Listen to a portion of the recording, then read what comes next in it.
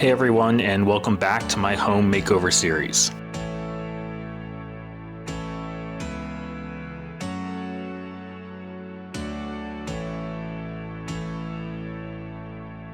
I am finally going to get started on working on major projects inside the house, and the first room I want to start working on is the laundry room.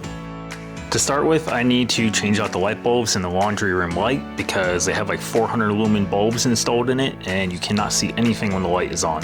So I swapped them out for some 1500 lumen bulbs so I can finally see what I'm going to be working on.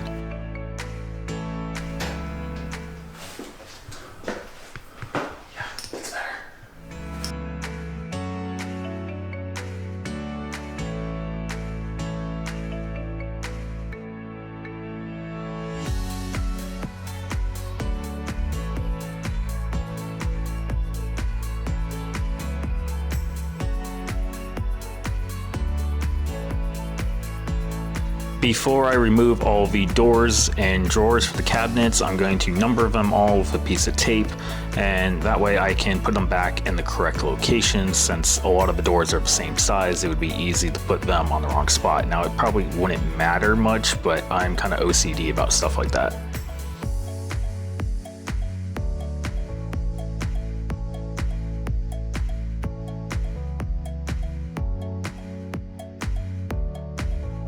As I remove the cabinet doors, I'm going to place them in the living room because I will not be doing any major work in there for now.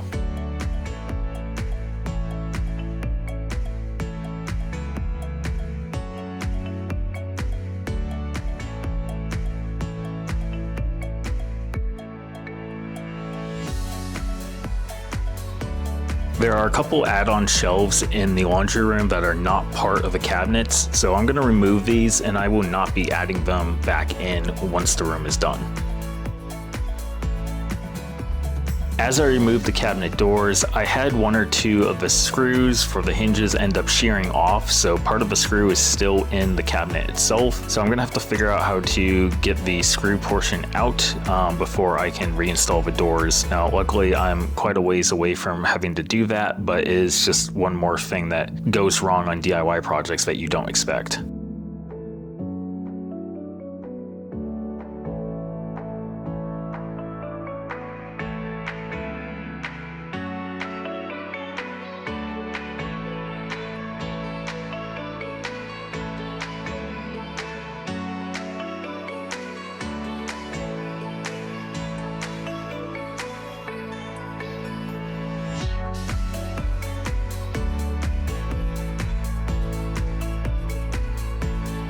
With all the cabinet doors and drawers now removed, I went around with the spackle and started filling in all the holes that were in the walls.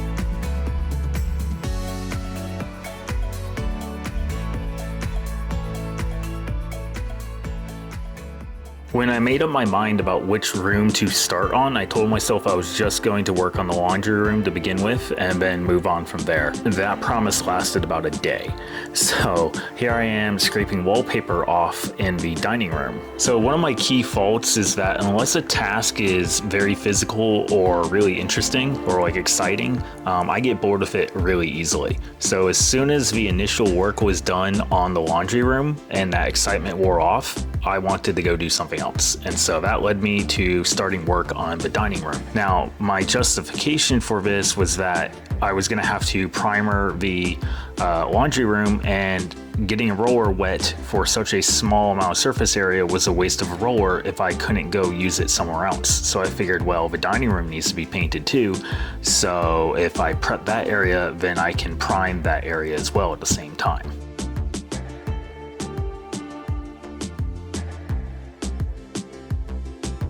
At some point while I was working on scraping off the wallpaper, my wife jumped in and started scraping as well and found she really liked it, which really wasn't surprising. She's not one for house projects, but if it's a simple repetitive task, then she tends to really like those. And in this case, she took a lot of satisfaction with scraping the wallpaper off, so she ended up taking it over from me and doing most of the work.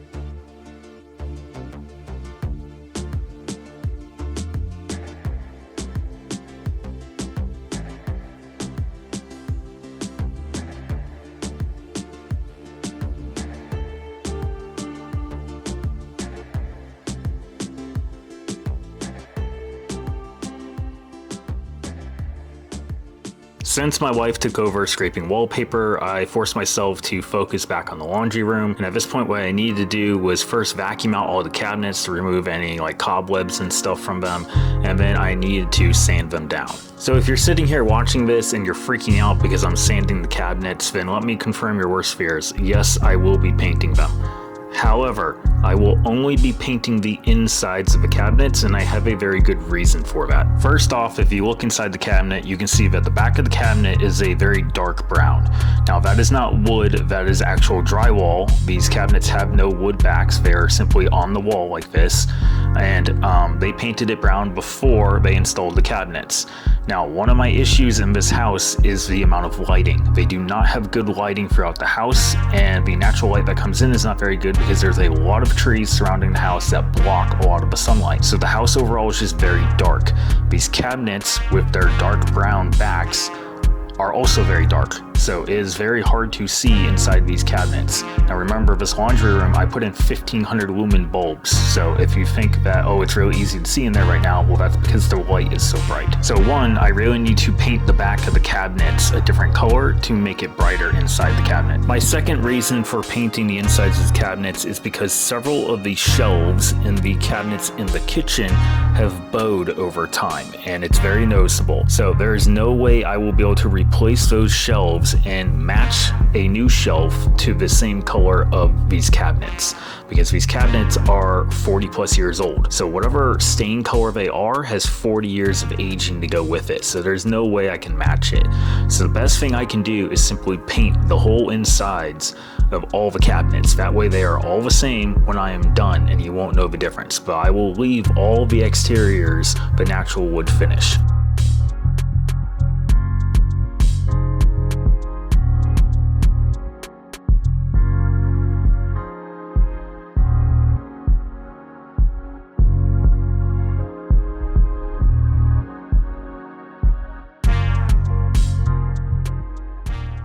So since I got bored again, I went back to working on the wallpaper, and my wife had already finished doing all the work on the bottom portion of the walls, but she had left everything that was too tall for her to reach and would require getting on the ladder. And since she doesn't like to be on the ladder that much, I decided I would just finish this up for her. If you're wondering why I am wearing a respirator while scraping wallpaper, well, it's because as I scrape the wallpaper, it does release a bunch of small particles of fuzzy wallpaper that floats around in the air, and it was causing me to sneeze a lot and it was getting very annoying. So I just decided to put a respirator on so I wouldn't have to deal with that anymore. Now, if you're inexperienced with DIY projects and have never had to do wallpaper, but I've always heard it's a bit of a hassle, this is just the top layer. So all I'm scraping right now is the paper itself. So underneath, I still have the glue. That did not come off with the paper. So after I finished all the paper, my wife and I still had to come back and remove the entire glue layer. After finishing removing all the wallpaper from the dining room, but still having all the glue left on the walls, I decided to move on and do something else. So my next task that I moved on to was removing the hallway floor. And this was something I went back and forth on quite a bit. There was a point where I was all for leaving it, and then ultimately I decided it had to go. So the hallway floor is a laminate wood floor, and it is the only place in the house that has laminate. The living room also has a wood floor. I believe it's engineered hardwood because it does have a grain to it, so it's not perfectly smooth and shiny like the hallway is. It's more rough, and I believe it is an actual real engineered hardwood. So I don't know if the hallway is original or if it was originally the same as the living room and then something happened and they had to replace it, or if it was done day one. But it looks weird to me. It doesn't match the same color, it doesn't have the same finish as the living room, and it's not repeated anywhere else in the house. So I decided I wanted to remove it. Laminate was brought out, from what I looked up, in 1977. The house was built in 1980, so it is possible that's original, but I just don't know for certain. The hallway floor became a perfect example of a DIY project that you expect to be easy, and it became much harder than you planned on it being. So if you're watching this and you're wondering why this is such a pain, in my experience, laminate floor is meant to be put down in such a way that it's floating, where it's not glued down to the subfloor. All I've ever heard my entire life is that laminate flooring is meant to float. Now, if you are watching this and you happen to work and install flooring for a living, leave some comments down below as to what your experience is, because maybe it will help out some people in the future as to which one they should or should not do. But I expected this floor to be floating and it would come up like in 20 minutes flat and I would be done, and instead this turned into hours of work. The floor came up quick, like 40 minutes, but I have to scrape off all this glue.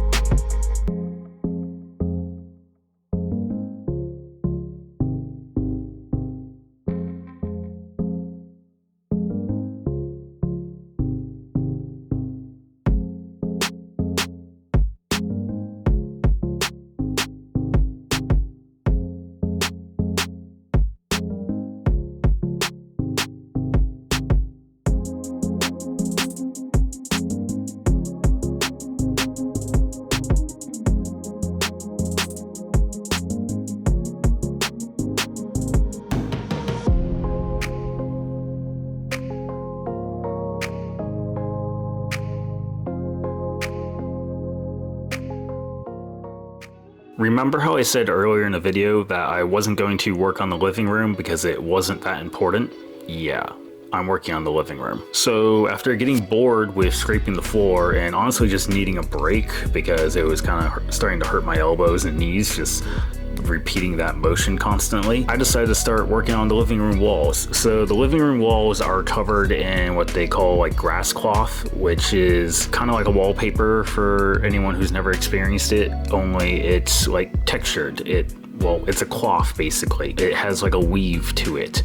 And if removing wallpaper was bad, this is a nightmare. Getting the grass cloth itself off of the wall really wasn't that bad. So once I was able to get my scraper with the blade underneath the cloth itself along a seam, which is not that hard because the seams are pretty noticeable. Once I was able to get that blade underneath and run it along for a few inches, I was able to grab the cloth and then physically pull it off of the wall. I haven't had any issues yet with getting the cloth to come off as one giant piece. It hasn't like come apart on me like the way wallpaper will. So getting the cloth off wasn't that hard. It does take some physical strength, but other than that, it was pretty easy. Unfortunately, what I have found is the difference between the cloth and the wallpaper is when I scrape off wallpaper, I'm usually removing the wallpaper layer, the paper layer, and then underneath I have the glue layer that has to be removed.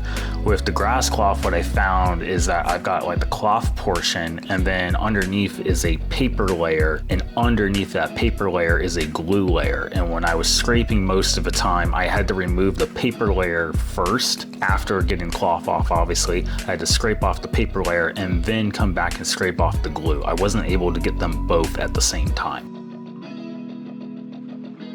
If you pay close attention as I'm scraping off the paper portion right here, the paper is the brown portion, and then if you look directly below, that section of the wall is a little bit like, it's like white. That is like the drywall itself. And then below that, you'll see a more like tan colored, that's the glue. So as I scrape off the paper, I get the paper layer off, but I expose the glue. So I still have to come back and get the glue off.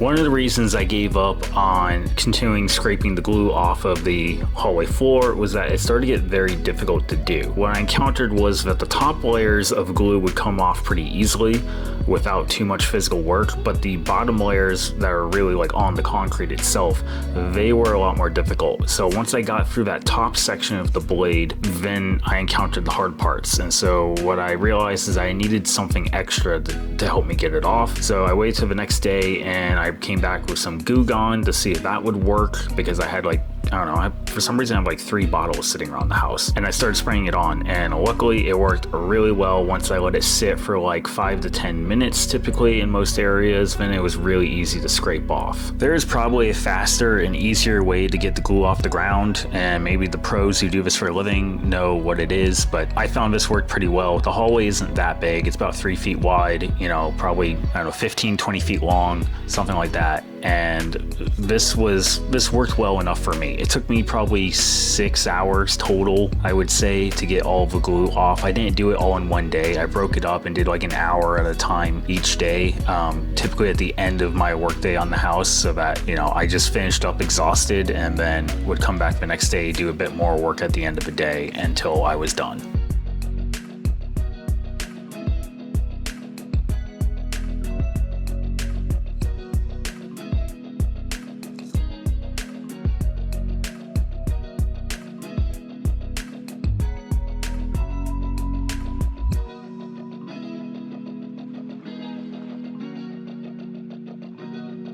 After finishing off the wallpaper in the dining room, my wife was itching to do more wallpaper removal, and the half bath in the hallway just happens to be one that she hates the most. So she cannot stand the owl wallpaper, and so I said, hey, go ahead, start ripping it off, because ultimately I need to paint that bathroom the same color as the laundry room, so I might as well do them both at the same time. So I did feel a little bad about removing this wallpaper. There's nothing wrong with it. I didn't see any damage or anything like that, and it was apparently pretty expensive considering how thick the wallpaper was and how nice and easily it came off of the walls. I think my wife did it all like in 10 minutes, and it's a small room, but it still came off like really fast and in large sections at a time. But ultimately it's just, again, it was one of those things with the lighting in the house. This wallpaper is just very dark. You've got the wood paneling in the bathroom down low, and then you just don't have good lighting in there. And so this all contributes to just a very dark feel throughout the entire home.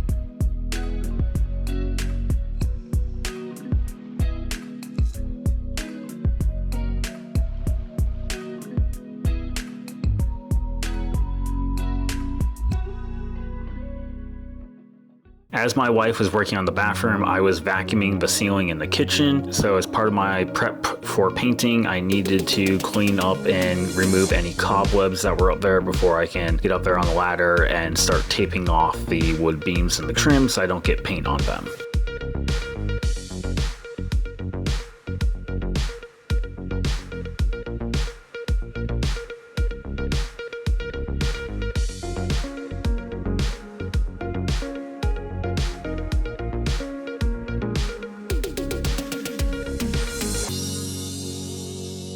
As I mentioned earlier in the video, once I removed the top layer of the glue, scraping it off, I found that there was still a layer underneath that was much more difficult to remove and required a glue gun, in my case, to help assist me in removing it. So here's some more close-ups of that. In fact, if you rewind the video and look at that hallway shot where I showed the entire hallway of the glue, you'll notice that this particular area I'm working on right next to the living room had much thicker layers of glue. It was like solidly yellow in those clips, and you can see here, this is the remaining layer underneath. Even though I was using the scraper the whole time trying to dig down to the bottom, all I managed to get off was that top layer basically, which was pretty thick, but it left this residue that required the glue gun to get it off.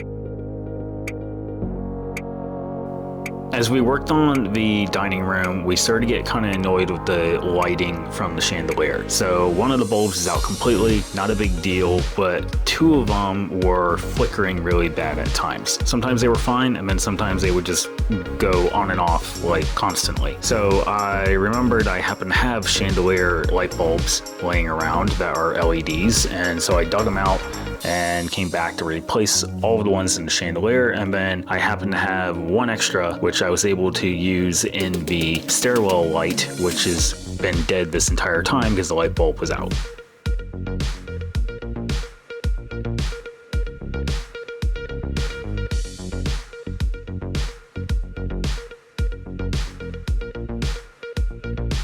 If you've been following my channel for the last few months, then you may recognize this portion, and if you've not, then let me introduce you to it. So we actually did a full-length video on cleaning the kitchen floor. So as you can see here, my wife is laying down some cleaning chemicals on various taped off sections of the kitchen floor, and we ran a little experiment to see what would be the best. And so if you're interested in seeing how our experiment came out, because I think we tried 8 different cleaning chemicals overall, then you can check out the full-length video, which we will have a link to. But yeah, this was part of our process of just working on the house, and one of the things that really annoyed us over time was just how dirty the kitchen floor was, because there's a few sections that are clean and it is very noticeable, like the section that was under the fridge. That section of the floor is, I wouldn't say spotless, but you can see the color difference with the tiles. And so we just got to a point where we couldn't stand anymore, and we started to work on the kitchen floor, and we are slowly making it better. We have done one full cleaning of it, and it is vastly better than it was before. It's not perfect, but we are getting there. Hope you guys enjoyed this video, and stick around because we will have more coming on this fixer-upper, and I'll see you next time on the DIY Grunt.